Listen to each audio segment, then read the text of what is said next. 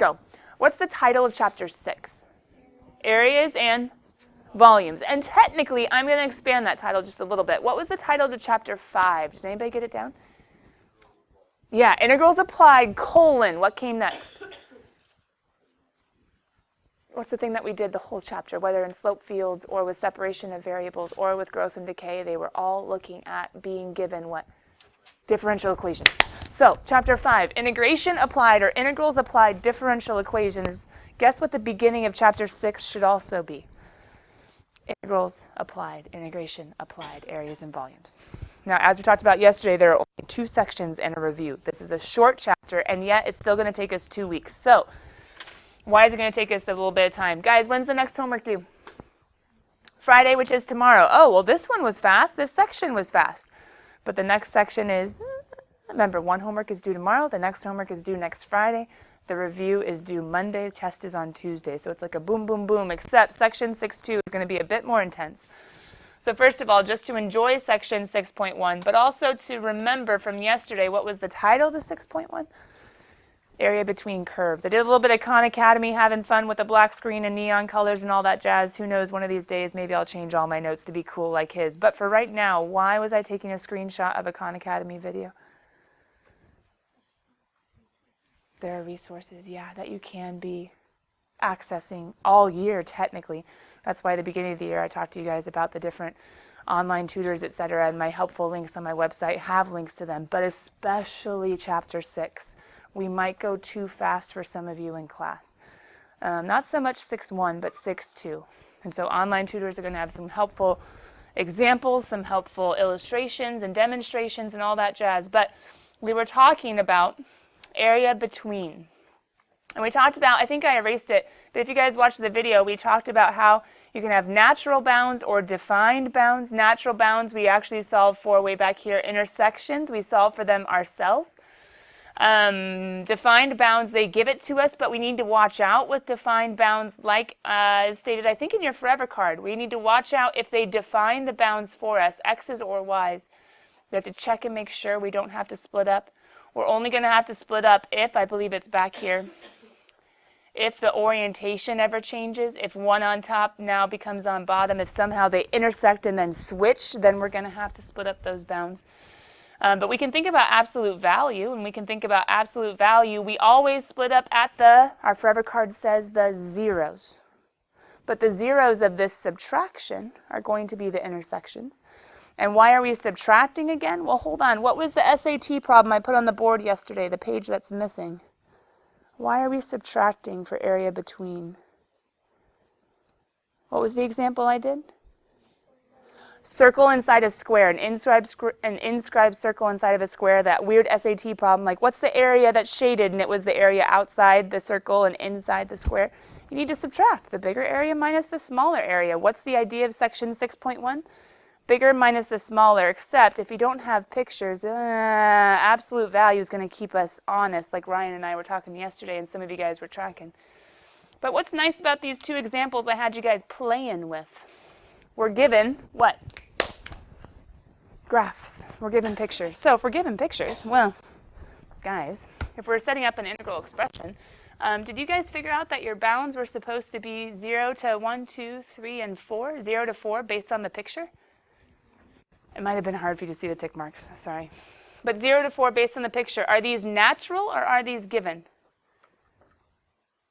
Given, because natural, don't we only have one intersection point? So we don't have anything naturally closed in.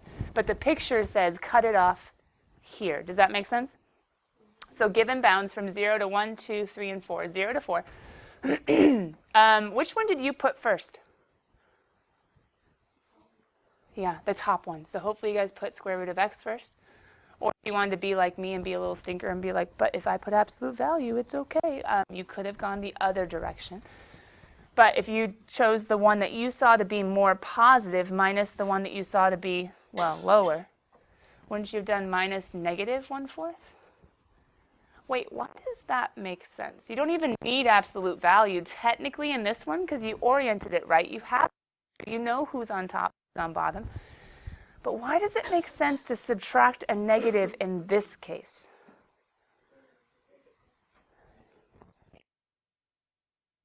Do you guys hear? We need it to be positive. Why? Because it's the area underneath the center of x. Isn't it all of this top portion? And don't I actually, in this one, need to add the other area? Without subtraction, this is going to be negative area. No. I need to add. So I'm going to take this area minus a negative or adding this area. In this case, it's actually going to be adding the areas together to get the area between. But long story short, why am I going to put an equals and a dot, dot, dot, and an equals? What should you be able to do by hand? Integrate. Now, here's a big question for homework. Sometimes in homework, and I think technically even at the beginning of class, didn't I say to write down the integral expression that would solve for area? Some of you might have boxed that and been like, I got it done. I did exactly what you said. I wrote an integral. Some of you might have been like, I think she means for us to solve it, and you might have kept going. In homework, watch the directions. If they say just set up an integral or write an integral, and that's it, you can stop. You're done after you set it up. There are some AP questions that literally, multiple choice questions, literally, or even parts to FRQs that literally just say, give the expression. And you're like, sweet, I don't have to solve it. Which is why we look ahead to the answers and make sure, wait, I'm solving all this by hand and I don't have to? Forget that. Okay, but besides just keeping an eye on the directions, let's say you're supposed to solve the integral. What are a lot of us going to be really tempted to do? What can do this for us?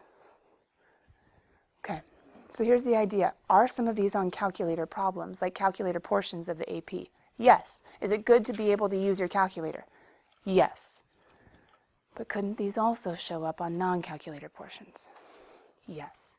So hold on. Let's pause really quickly and let's look at our book. Do I have it all plugged in? I do. In section 6.1, let's see if the directions tell us whether or not to solve by hand or solve with calculator. And if they don't, then we're going to have to, as a class, somehow think about, we still need to keep practicing integration. We still need to keep practicing being able to solve integrals, because as some of you know in your Chapter 4B corrections that were due today, we didn't do perfectly the first time. Well, actually, that was the second time. Chapter 4A was the first time. Chapter 4B were the harder ones. So we still have to keep practicing integration, but at the same time, practicing our calculators and make sure that we know how to do that too. So let's check out the first section. The first section in numbers 1 through 6 says to do what? Ah, nice. Do we have to actually solve it? Nope, it just says set up. Okay, well, that's pretty cool. Homework starts off with just setting up. What's down here in section 2? Sketch the graph and shade the region. Are we solving the integrals? No. Okay, cool. Moving on. This one, describe and correct the error. Okay, well, we're not solving that. This one, determine the value that best approximates. Interesting. It's like we're solving, but we're not making a big deal about it. We're not actually supposed to be integrating. We're supposed to be kind of like visualizing and, I'm not even sure if I gave you one of those. That's kind of awkward. What's down here? Find the, okay. Now we start getting into ones where it says to actually solve. So that one says find the area. It's a pretty good section all the way down through 32. Actually, no, there are new directions up here for these ones. Sketch the region and find the area. Okay, find the area. Down here, using graphing utility to graph the region and find the area. Use your calculator to check. Okay, so far it seems like they want you to solve everything by hand, but this one says to check with your grapher. Sketch the region, find the area of the region. Use your grapher. Okay, it seems like directions are being pretty specific. Use your grapher. Guys, in any of the sections where it says to use your grapher, to be honest, I am okay with you using your grapher the whole time. What does that mean? Whenever it says to start using a grapher, if they're saying that you should use your grapher to visualize, let's say, if they're saying to use your grapher to visualize, I'm going to say skip the by hand work. Does that sound good? If you're using your grapher anyway, then use your grapher to solve the integral and don't worry about the by hand work. But if they're not saying to use your grapher, it's mostly in this big section right here, then try to solve it by hand. Does that make sense? Because we need to be able to integrate, and this is an application of integration. So now that we've kind of seen homework, sometimes you're taking a region and you're expressing it as an integral, if this is the beginning of homework, the nice thing is, what do we get to do? Box it and be done. Didn't have to have an absolute value because we knew the top, we knew the bottom, and we went ahead and plugged it in. But some of homework is going to be solving, so we might do a little bit of that today. But is my job this chapter to teach you how to integrate? No, it's integration applied, like last chapter. You're to keep practicing integration, but our job is to learn how to use it for areas and volumes. So some of you might get stuck on integrals. If so, homework questions, etc. In your group collaboration, before we go over homework questions, etc., ask those questions. We need to know how to do integrals, but even though we need to know how to do integrals, that's not the main point. So I'm not necessarily going to be teaching and solving tons of integrals by hand up here. Kiddos, what's a dilemma with number 2? Besides the fact that it's in terms of y? The bounds. Yeah. Now, I gave a hint to you guys about this one because we didn't see one yesterday. In our forever card at the very top, you see one that has dx's and x bounds. And technically, you can think about in here, we're actually going to have an f of x minus a g of x. Everything's going to be in terms of x. Whereas down here, it's going to be like an f of y minus a g of y. Everything's in terms of y. That's technically what this differential is telling us, but some of you, it might be helpful to have that written down to know exactly what you're supposed to do. A reason, though, for using x's or using y's beyond just what they give us is also what the orientation is. Do you guys notice down here? According to our forever card, I said top minus bottom. Do you realize if you were to do a slice and then like our Riemann sums, add up all those rectangles, do you realize the top is always blue and the bottom is always green? You realize that? Top is always blue, bottom is always green. If I was to go right minus left and slice this horizontally, do you realize sometimes the right would be the red line and sometimes blue, but then other times the right would be the red and the left would be the green? Do you see how that's kind of awkward? It's not always the same.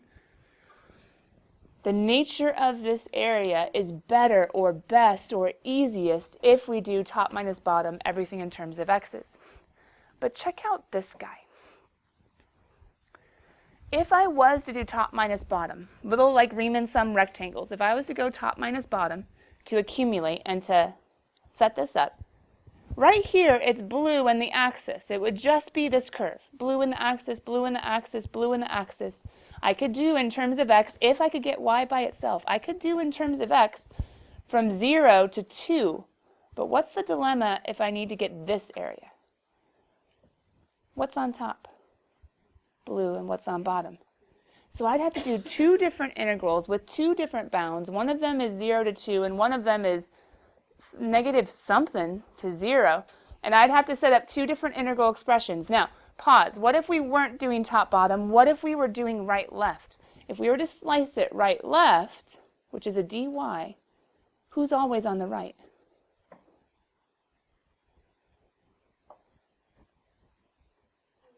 Who's always on the right? Blue. Who's always on the... Remember, guys, the L is the left hand, right? Who's always on the left? Green. So always right, always left. That's why this is a better dy integral. So as we split this up, Rachel said bounds were a problem, and she's totally right. Who's on the right is going to be the blue, 2 minus y squared. Think about if you're talking about x values, the right values are bigger and the left values are smaller, or at least the right values are more positive, left values are more negative. We're going to have right, 2 minus y squared, minus left, which is negative y. If you think about it, it's like the last example. I'm going right axis. Since it's dy, I'm using the vertical axis to go to the curve, not the horizontal. All my orientation is switched. But I need to add that extra area, minus and negative. I don't need absolute values because I can look at it and know the right and know the left, but what's the dilemma with my bounds? Everything's in terms of y, so what kind of bounds do I need? Y bounds. So how low does this region go? What's the y value that's on the low end? 0. Why did Rachel say bounds are an issue then? That's easy, 0, but what's the top? Do Do you see how there are no tick marks? I mean, I put tick marks here. I don't even remember why. But I didn't put any tick marks here. Why do I have a little section over here to the side? It seems like we need to do work for bounds. We need to do work for bounds. And what is this? Natural. What is that? Given. They cut off the area. It could have kept going and it didn't. The natural would have been from here to here. It would have been the closed-in region. So that's given. This is, natural. So how do I find that natural intersection? Oh, that's right, intersection. How do I do intersections, guys? Set them equal. So 2 minus y squared is equal to negative y. Oh, dear. What did I say yesterday? If we have stuff on, that's negative y. If we have stuff on both sides, what are you supposed to be doing? Yeah, don't you dare start square rooting. I don't even know. Get it all to one side. I'm going to go that way. 0 is equal to y squared minus y minus 2. And factor the heck out of it. Because only in factoring would you get y minus 2 and y plus 1. And you would get your zeros to be y equals negative 1 and 2. Which one do I want? I want 2. Why? Where's the negative 1 one? Down here. I don't want that one. I don't need that one. If it was a natural one, if they didn't show me a picture, okay, yeah, I would go from him to him. But they showed me start at 0. Okay, fine, start at 0. I could plug this in. If y is negative 1, x would be negative 1, positive 1. But I don't want that one. I want this one.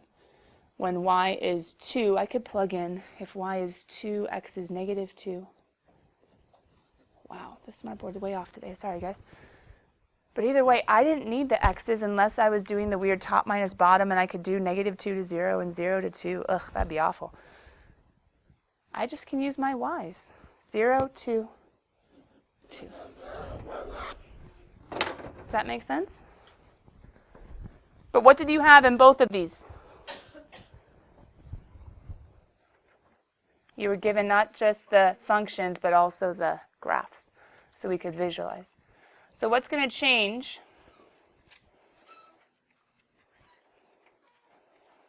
This is more of a homework help. We'll come back to that one. Let's do this one instead, just as far as expanding our abilities. What if they don't give us a graph? Oh, nasty. What if they don't give us a graph? Could some of you start trying to get a graph? And if it was a section where they said, hey, use your graphing calculator, we could sketch it. These are both y equals. It's really when it's x equals, that gets to be really nasty. But y equals, we could plug into y1 equals. Our y1 is x cubed minus 4x. Our y2 is 0. Wait a minute, do we even need to graph 0?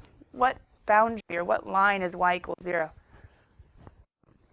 Yeah, it's just the axis. We wouldn't need to necessarily graph that, right? But did you hear yesterday with that whole absolute value conversation that I was kind of preparing you guys for not needing to graph?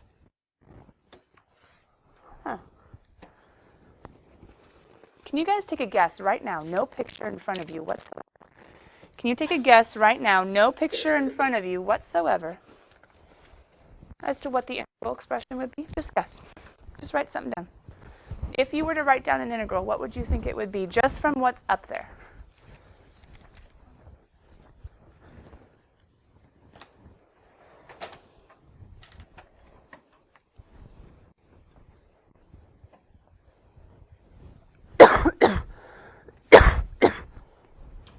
Just from what's up there, what would you think it would be?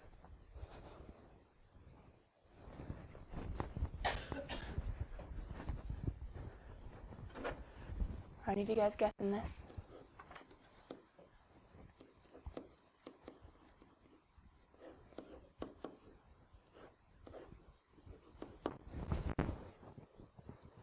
Seems to make sense. But what's the one thing we need to be careful of? If I don't know a picture, what technically should I have closed this subtraction in with? Not parentheses, but absolute values. If I don't have a picture, I'm like, I'm not positive I have the bigger guy on top. Now some of you are like, no, I thought about it. Okay, but pause. Let's just say ignorance is bliss. We know there's supposed to be a subtraction. We have the one guy, we have the other guy, and we're like, okay, I don't know. We can't start anti-deriving, ignoring the absolute value until we pull it out. And according to our forever card, we can't pull it out until what? We check to see if there are any. Hold on, absolute value, handling integration with absolute value. It's a forever card. We need to split up at any what? Technically any zeros, and the zeros will happen whenever we have the intersection. So we're going to go ahead and say x cubed minus 4x minus 0 equals 0, or x cubed minus 4x equals 0. Does this happen at all, guys? When does x cubed minus 4x equal 0? Well, that's easy. Just pull out an x and we get x squared minus 4. Oh my goodness, Smartboard, you're killing me. Guys, factor.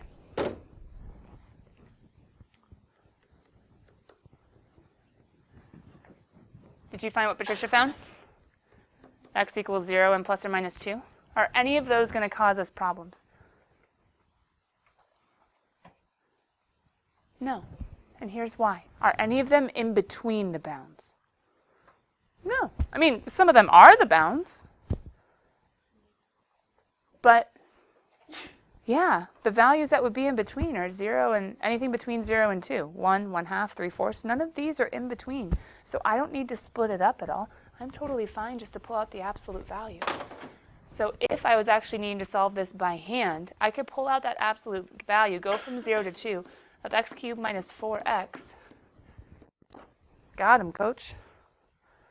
And even if my orientation is wrong, I'm going to figure it out soon enough, because when I solve my integral using FTC, remember, absolute value, we saw it yesterday, leave it outside. It doesn't change minuses to pluses. It changes a negative answer to positive, or it keeps a positive answer the same. Just leave them out there. If I go plug it in 2, 2 to the 4th is 16, 16 over 4 is 4, minus 2 squared is 4, 4 times 2 is 8. Did I subtract it the right way? Oh, sorry. Some of you were like, but how about, yeah, plug in 0, but it's 0. Did I subtract it the right way? No. Why? It's a negative answer, but it's okay. What do I have? So I'm golden. I'm going to get my final answer of 4. I'm going to be right, and I didn't even have to get a graph to do it. Does that kind of make sense? So ready, set. Take it away, cool kids. Ooh. There are no given bounds. So what are you going to do? Yeah, you are.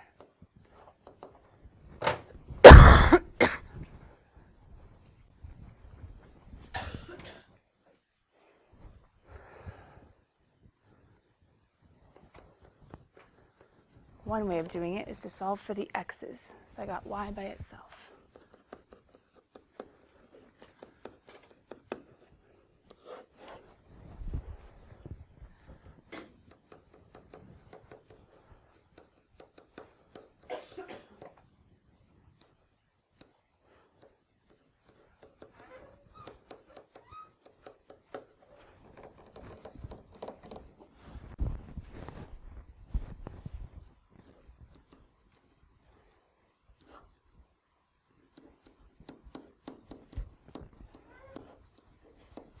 Guys, can you make sure you distribute? Make sure you closed in with parentheses. Wait a minute. Is your calculator really cool? Can it handle absolute value bars? Oh, team, so we don't even have to worry about splitting up the integral if there was an intersection point in between, which there's not because we solved. As some of you guys are plugging that in and getting me a decimal answer, I'm going to go the other direction too. What if we were to do the bounds the other way? I think I would have squared them both. And y would have equaled y squared minus 4y plus 4. So then that would be 0 equals y squared minus y, minus 5y plus 4. We'll put this guy over here with the x bounds. So then y minus 4y minus 1. My y bounds are 1 and 4. So we would have gone, this is awkward now.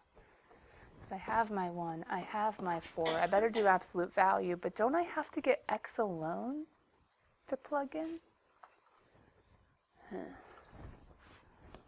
So x is equal plus or minus square root of y, and y minus 2?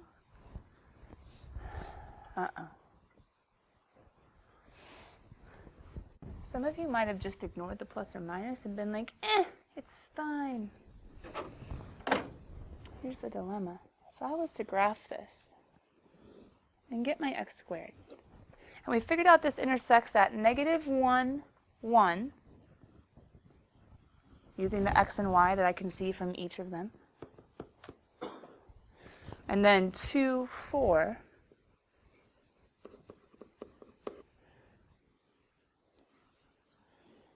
I see a line and a parabola.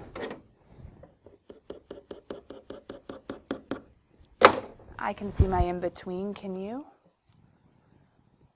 Which one makes more sense? Y's or x's? Top, bottom, or right, left? Isn't the line always on top and the parabola always on bottom? This is correct. Someone get me a decimal answer that plugged in everything in terms of x. What'd you get? 4 point what? Here's the dilemma. To make this side match, right minus left, it would have been a bit awkward. Because we couldn't have gone straight from 1 to 4. Because if we went from 1 to 4, what are we leaving out? So from 1 to 4, that is a part of it. The 1 to 4 of my line, which would be y minus 2, minus my positive square root, because this would be the positive square root of y. But guess what this guy is? He's the negative square root of y. So I would have been fine from 1 to 4 doing the positive square root of y and y minus 2. And technically, I guess looking at it, the right would have been that guy, the left would have been the line, but either way. But the problem is that wouldn't have been enough. That wouldn't have equaled. I would have needed to add together, going from 0 to 1, of right minus left, which would have been positive square root of y, minus a negative square root of y. If you plug that into your calculator, guess what it's going to equal? But what was easier? Could the math kind of lead us both directions? Yes. But which one naturally occurred? That one. Why? Because the picture top minus bottom. So here's the long story short. Can we sometimes ignore the picture? Yeah, we totally ignored it there.